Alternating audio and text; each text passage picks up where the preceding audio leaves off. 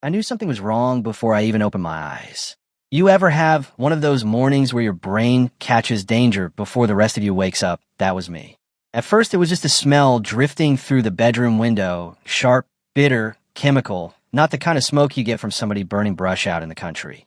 This smelled wrong. I sat up, looked at the clock, and saw it was barely after 6 in the morning. The sun hadn't fully cleared the hills yet.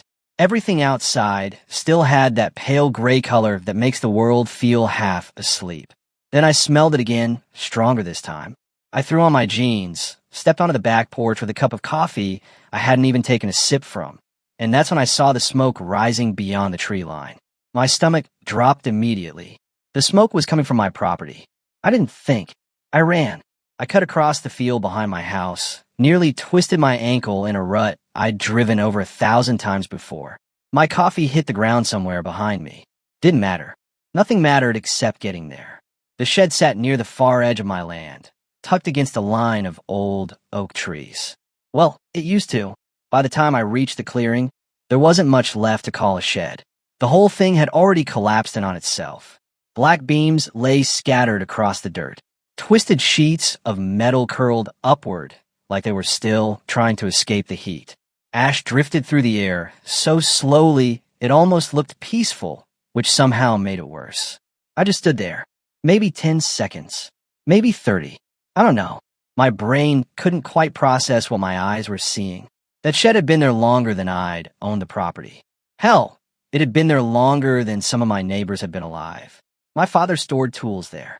My grandfather stored tools there before him. Every dent in those walls had a story attached to it. And now it was gone. Completely gone. Then I heard voices. I turned around and saw 4 men standing near the edge of the clearing. Clean boots. Matching jackets. Company logos stitched onto their chests. They weren't firefighters. They weren't county officials. They weren't surprised. That was the first thing I noticed. Nobody looked shocked. Nobody looked concerned. They looked like people waiting for a meeting to start. One of them stepped forward. Mid-40s. Expensive sunglasses. The kind of smile people use when they're about to tell you something they think you won't like, but expect you to accept anyway. Morning, he said. Morning. Like we were meeting at a hardware store. Like my family's history wasn't still smoking behind me. I stared at him. What happened? He glanced toward the ashes. Site preparation. I frowned. Site preparation, he nodded casually. Controlled removal. We believed the structure was abandoned. For a second, I honestly thought I'd misheard him. Abandoned. I looked back at the pile of rubble. Then back at him. Abandoned, I said. I was in that building last night. His expression didn't change. Not even a little. No utilities were registered. No recent activity was observed. Observed. That word stuck with me. Observed.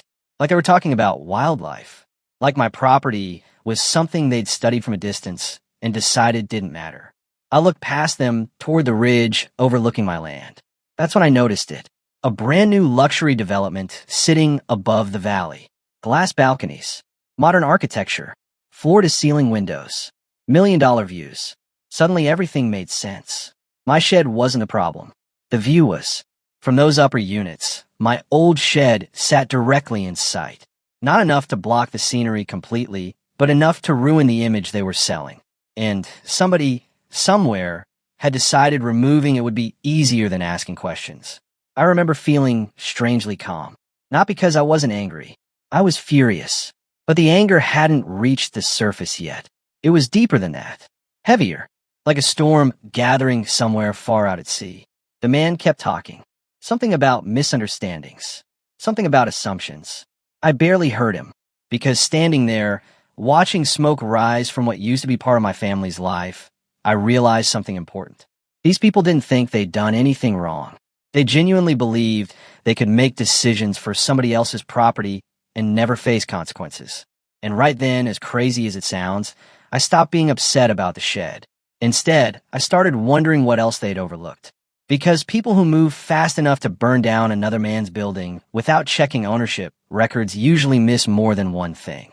And as I stood there watching the ashes float into the morning air, I had a feeling their biggest mistake wasn't burning my shed.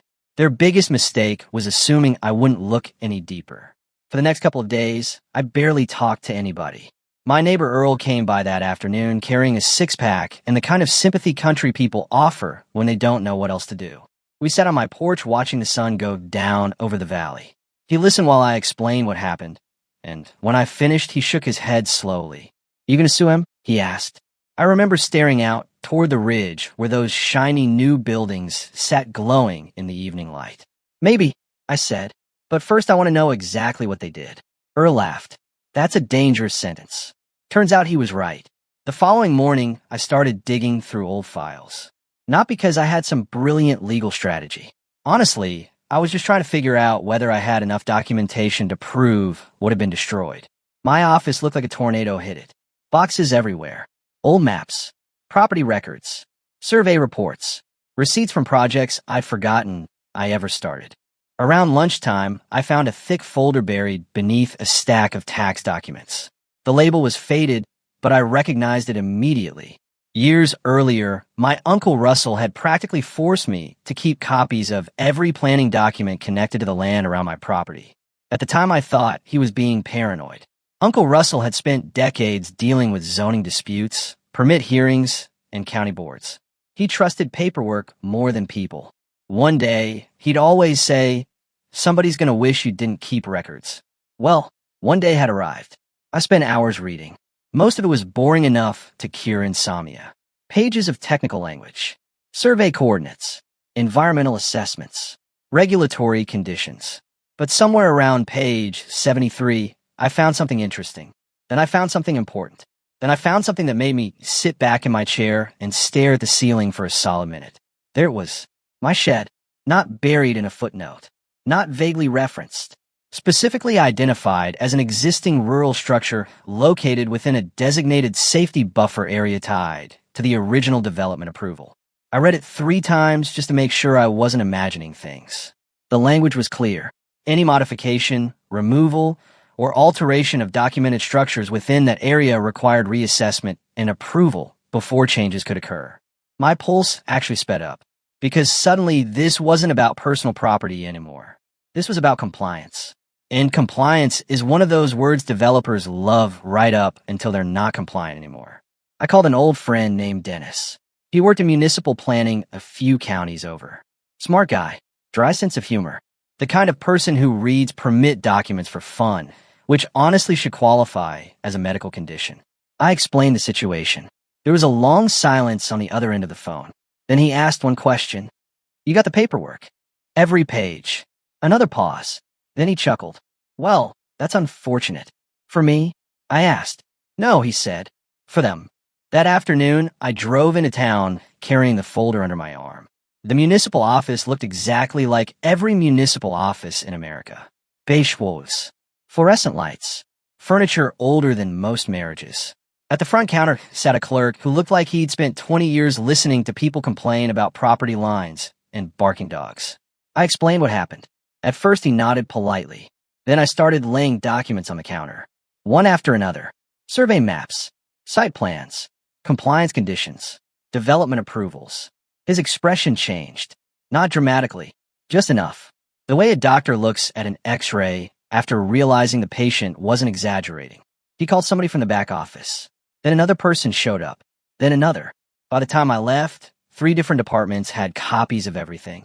Driving home, I didn't feel victorious. I felt curious, because I knew enough about bureaucracy to understand one thing. Once government agencies start talking to each other, things can get interesting fast. 5 days later, the first notice was issued. A week after that came a second. Then things got quiet. Really quiet. The kind of quiet that usually means something big is happening behind closed doors. Then one Tuesday morning, I drove past the construction site and nearly laughed out loud. Everything had stopped. Completely. The cranes weren't moving. The bulldozers were parked. Workers stood around in small groups, drinking coffee instead of pouring concrete. The sales office sat dark and locked. A bright orange stop work order was posted near the entrance gate. Momentum had disappeared overnight. And construction projects depend on momentum the way airplanes depend on fuel. Once you lose it, everything becomes expensive. Delays cost money. Inspections cost money. Investors get nervous. Buyers start asking questions. Lenders start making phone calls. Every day the site sat idle, Somebody somewhere was bleeding cash. A week later, I learned the investigation had expanded. Apparently, inspectors reviewing the shed incident started looking at other documentation. Then they started comparing revisions. Then they started examining changes made after approval. That's usually when trouble multiplies. People who cut corners rarely cut only one corner. Sure enough, issues began surfacing. Drainage modifications that hadn't been properly updated. Material substitutions lacking approval. Fire access concerns. Small things individually. Big things collectively. The shed had become the thread. Once somebody pulled it, the entire sweater started unraveling. One evening, Earl stopped by again. We stood near the remains of the old structure, watching the sunset paint the valley gold. He pointed toward the frozen construction site. You know, he said, I bet they're wishing they left that shed alone. I laughed. I don't think they're thinking about the shed anymore. And that was the truth. By then, the shed was just the opening chapter. The real story had become everything hidden underneath. Months passed. Lawyers got involved. Consultants got involved. Engineers got involved.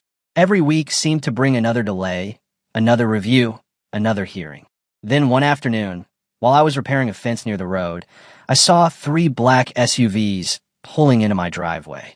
Expensive vehicles, dark windows, corporate vehicles, the kind that announced trouble before the doors even opened. Men and women in tailored suits stepped out carrying folders and briefcases. Nobody wore sunglasses this time. Nobody smiled casually. Nobody talked about abandoned structures. They walked toward me carefully, like people approaching a landmine they accidentally stepped on months earlier. And as the lead attorney extended his hand and introduced himself, I knew something had changed. They weren't there to explain what happened. They were there because they needed something from me. The lead attorney introduced himself as Nathan Mercer. Firm handshake, expensive watch, perfect posture.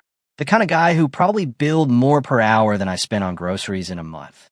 Behind him stood 2 other attorneys and a project executive I'd never seen before. Funny thing was, 6 months earlier they would have never driven down my gravel road. Back then I was just the guy with the old shed. Now suddenly everybody wanted a conversation. Mr. Hayes, Nathan said, we'd appreciate the opportunity to discuss a resolution. Resolution. That's lawyer language for please make this stop costing us money. I looked at the group standing in my driveway and shrugged. You can talk. They followed me to the porch. Nobody sat down right away. For a few seconds, everybody just stood there looking at one another. Then Nathan opened a folder. What followed was one of the most carefully rehearsed speeches I've ever heard. They acknowledged mistakes had been made. They regretted misunderstandings. They valued positive community relationships. They respected neighboring property owners. Honestly, if you stitched together every corporate apology ever written, it would have sounded exactly the same. I let him finish. Then I took a sip of coffee and asked a simple question. Who ordered it? The silence hit immediately. Nobody answered. One executive shifted in his seat. Another looked toward the driveway. Nathan cleared his throat. At this point, we're focused on moving forward. I nodded slowly. That's what I thought. Because the truth was, I already knew the answer. Maybe not the exact name, but I knew the mentality. Somebody had looked at a map, seen an obstacle, and decided the fastest solution was also the easiest. They never expected anyone to push back. They certainly never expected paperwork to push back harder than people. The negotiations lasted weeks. Not because I wanted revenge. That's the part some folks still misunderstand. Revenge would have been easy. Revenge would have been emotional. Revenge would have felt good for a day or two. What I wanted was accountability. And accountability takes patience. My demands weren't complicated. Replace the structure completely. Upgrade it with fire-resistant materials. Cover every documented loss. Pay for independent inspections. Create formal protections for my property moving forward. Most importantly, I wanted written acknowledgement attached to future planning documents stating that no action affecting my land could occur without direct verification and notification. No assumptions. No shortcuts. No pretending a building is abandoned because nobody bothered to knock on the front door. Their legal team pushed back at first. Of course they did. That's their job. But every delay cost them money. Every hearing created uncertainty. Every unanswered question scared investors. Eventually, reality won. One rainy Thursday afternoon, Nathan called me personally. We have an agreement. Just like that. Months of fighting ended in 4 words. Construction resumed later that year. Slowly. Carefully. Every permit double-checked. Every inspection documented. Every change reviewed. It was almost funny watching them operate with the kind of caution they should have used from the beginning. Meanwhile, work started on my new building. If you've ever rebuilt something that mattered to you, you'll understand this part. It wasn't really about the structure. Not anymore. The old shed was gone forever. Nothing could change that. The tools could be replaced. The wood could be replaced. Even the building itself could be replaced. What couldn't be replaced were the years attached to it. The memories. The history. The stories. But as the new structure took shape, something unexpected happened. I stopped thinking about what I'd lost. Instead, I started paying attention to what I'd learned. The final inspection happened on a bright autumn morning. The air smelled like dry leaves and fresh lumber. I remember running my hand along one of the exterior walls. Solid, strong, built to modern standards. Safer than the original ever was. Earl showed up that afternoon carrying another 6-pack. Apparently, that had become our tradition.